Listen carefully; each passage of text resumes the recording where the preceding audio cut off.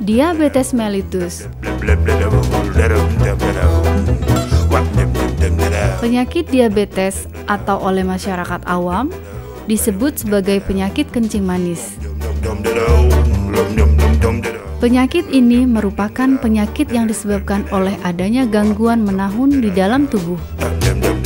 Pada umumnya, penyakit diabetes ini ditemukan di daerah perkotaan yang disebabkan oleh konsumsi makanan yang tidak terkontrol atau sebagai efek samping dari pemakaian obat-obatan tertentu.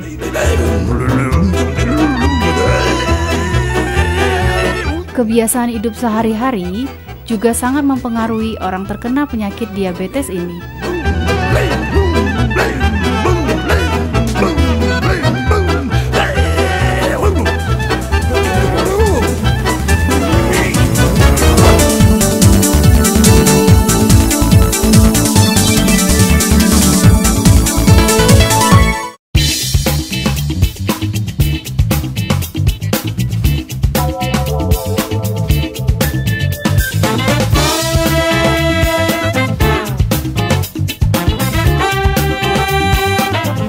Diabetes mellitus yaitu suatu kelainan di mana kelenjar perut kita atau pankreas tidak dapat menghasilkan hormon insulin yang cukup, maupun hormon insulin yang dihasilkan tidak bisa berfungsi dengan baik. Ada 4 tipe, yaitu tipe 1, tipe 2, tipe orang hamil, tipe pada diabetes pada wanita hamil, dan tipe yang lain. Tipe 1 yaitu biasanya terjadi pada orang-orang muda. Tipe 2 ini yang kadang-kadang yang sering tidak terdeteksi secara cepat karena dia timbulnya pelan-pelan. Kemudian tipe gestasional atau tipe pada wanita hamil, yaitu gula darah yang tinggi ketika dia hamil, setelah dia melahirkan dia normal lagi. Kemudian tipe lain yaitu tipe di mana misalnya pada orang-orang yang sangat kurang gizi, ya, kelaparan, malnutrisi, akan timbul juga diabetes.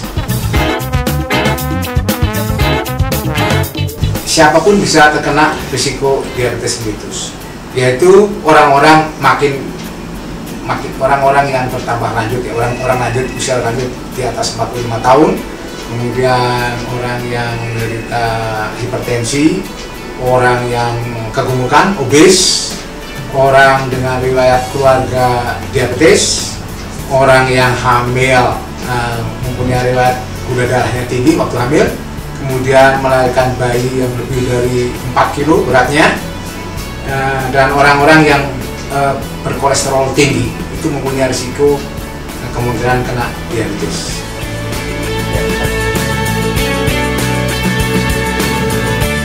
Gejala diabetes itu dibagi menjadi 2, yaitu yang klasik dan yang tambahan, ya, yang tidak klasik. Artinya yang klasik itu apa? Yang kita bisa sebutkan sebagai 3 poliuri, yaitu banyak kencing, polidipsi, banyak minum, dan polipagi, banyak makan, ya. Tapi tidak semua orang begitu, ya, terutama orang-orang tua, di mana gejala trias ini sudah kabur, ya, karena orang tua biasanya tidak begitu suka makan. Kemudian gejala-gejala lain tambahan, yaitu misalnya gatal-gatal, bisul yang tidak sembuh-sembuh, atau bisul di tempat yang tidak semestinya. Kemudian keputihan, sering keputihan, lalu gigi tanggal tanpa sebab, ya, sering ganti kacamata karena lensanya ganti-ganti. Jadi itu hal demikian patut dicurigai sebagai kemungkinan kena diabetes.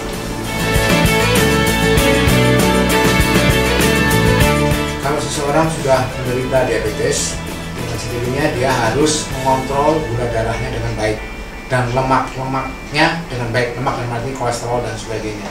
Kalau seseorang belum dinyatakan diabetes, ya harus melakukan pencegahan.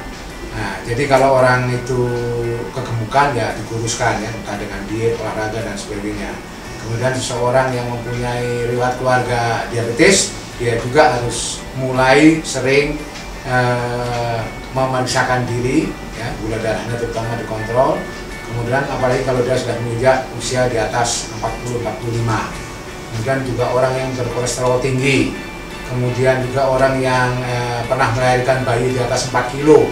Kemudian yang pernah hamil gula darahnya mencapai di atas normal. Itu orang-orang yang harus memeriksakan diri secara teratur supaya diabetesnya bisa dihambat atau tidak muncul. Kalau yang seseorang yang sudah kena, ya harus minum obat, diet, kemudian olahraga, dan mengerti tentang penyakitnya. Ini yang penting.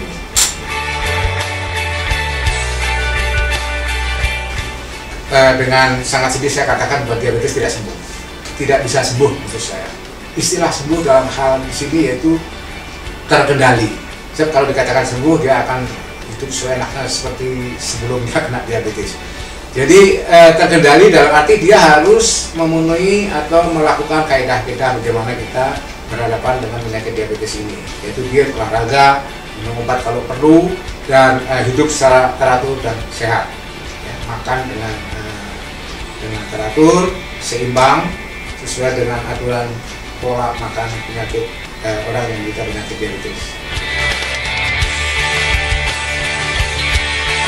Komplikasi diabetes secara umum kita bagi dua, yaitu yang menyangkut pembuluh darah besar atau disebut makrovaskuler, dan yang menyangkut pembuluh darah kecil yaitu mikrovaskuler. Contohnya mikrovaskuler yaitu pembuluh darah retina mata. Jadi kalau ini rusak, matanya buta. Kemudian yang menyangkut pembuluh darah saringan ginjal, ya, glomerulus. Itu kalau rusak, ya kalau parah cuci darah ancamannya. Kemudian kesemutan itu juga bagian dari pembuluh darah, komplikasi pembuluh darah kecil. Kemudian pembuluh darah yang besar apa? Misalnya serangan jantung koroner, ya. Kemudian stroke, baik itu penyumbatan maupun perdarahan. Stroke itu gangguan peredaran darah di otak. Atau juga gangren, kaki busuk yang harus dipotong, amputasi. Bukan obat yang diminum, tetapi gula darah tinggi yang tidak terkontrol. Itu yang merusak ginjal. Dalam garis besar sebetulnya yang dirusak itu dinding pembuluh darah, baik itu kecil maupun pembuluh darah yang besar. Jadi bukan obatnya yang diminum. Selama pembuluh darah, selama gula darah yang tinggi itu tidak dikontrol, dia akan merusak kemana-mana. Termasuk pankreas, pabrik dari insulin ini sendiri dirusak. Ya, kita harus membedakan seseorang yang narkoba, ya, ketergantungan dengan obat narkoba dengan yang bukan narkoba. Secara tidak sadar kita kan ketergantungan dengan air, dengan udara, dengan makanan. Untuk apa? Untuk hidup. Tapi seorang narkoba, orang kecanduan narkoba, dia ketergantungan memang, tapi dia tidak butuh itu untuk hidup. Artinya mungkin untuk cepat mati mungkin, ya. Jadi harus dibedakan itu. Sebetulnya kita juga tidak sadar, ya, bahwa obat diabetes yang populer, ya, yang populer, murah dan bekerja dengan baik, yaitu metformin, itu berasal dari tumbuhan, ya, dari bunga. Saya lupa namanya nih, kalau boleh saya apa namanya? Namanya itu Galega officinalis, ya. Metformin, atau dalam bahasa itu metformin itu generik. Nama dagangnya itu glukopa. Gluko itu gula, pagus itu pagar itu makan. Ini memang obat ini memakan gula. Nah, ini asalnya dari bunga tadi itu. Jadi bunga tadi sebetulnya racun itu, tapi setelah diolah, disarikan, diambil intisari yang berefek terhadap penurunan gula darah, itulah yang menjadi metformin. Kemudian juga banyak contohnya kalau masalah herbal, ya, seperti kina, obat malaria itu kan juga dari herbal. Kemudian antibiotik itu juga dari jamur. Jadi sebetulnya banyak obat-obat kedokteran yang asalnya dari tumbuhan, karena tumbuhan atau herbal ini sudah diolah sedemikian rupa, diselidiki, diambil yang bermanfaat, yang paling efektif, dicobakan ya, dicobakan kepada binatang percobaan, diukur secara kaedah ilmiah, diketahui efek sampingnya, dosisnya, dan keracunannya kalau kelebihan, sehingga relatif aman. Gitu.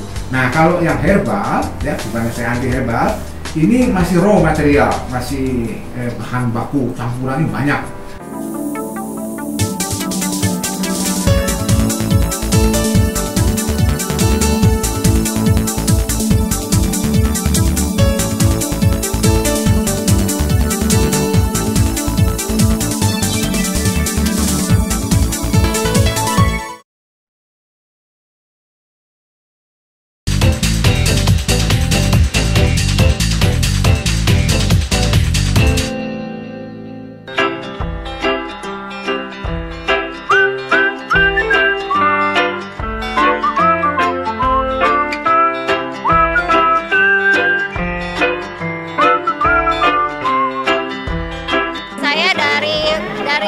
Persatuan Diabetes Indonesia dari cabang Depok. Nah, dari pihak Rumah Sakit Melianya minta ada senam diabetes untuk di rumah sakit ini. Tujuannya apa Bu dengan ini? Untuk mengontrol gula darah ya, karena ini tujuannya untuk senam diabetes ini mengontrol gula darah, gitu, untuk kesehatan juga. Biasanya kegiatannya berapa lama sekali? Setiap 1 minggu sekali, tiap Jumat pagi. Pesertanya memang harus orang yang kena penyakit diabetes apa enggak? Oh enggak, kita untuk umum, jadi kalau yang ini mudah-mudahan tidak terkena diabetes, jadi kita mencegah diabetes. Tapi kalau udah yang terkena diabetes, untuk mengontrol gula darah. Jadi tujuannya untuk mengontrol sama mencegah ya sini ya? Untuk sekarang kita harus untuk olahraga ya, untuk senamnya mudah-mudahan kita masyarakat bisa mengikuti senam ini untuk mencegah diabetes dan mengontrol gula darah, masyarakat olahraga.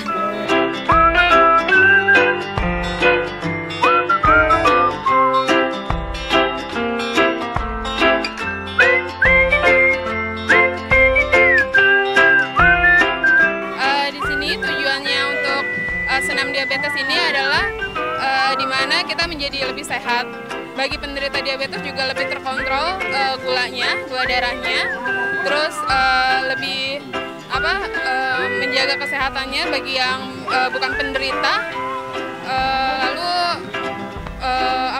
Dan program yang dilaksanakan ini sudah berjalan selama 4 bulan dari bulan November. Awalnya kita bersama pihak luar, dan bersama karyawan juga. Jikapun ada yang mau gitu, bisa langsung datang ke Rumah Sakit Melia.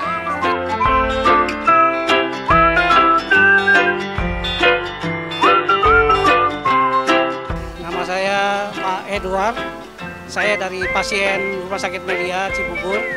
Kegiatan untuk senam pagi di sini sangat baik sekali untuk ya terutama saya sebagai pasien diabetes dan ginjal cukup baik sekali untuk menunjang kesehatan saya sendiri.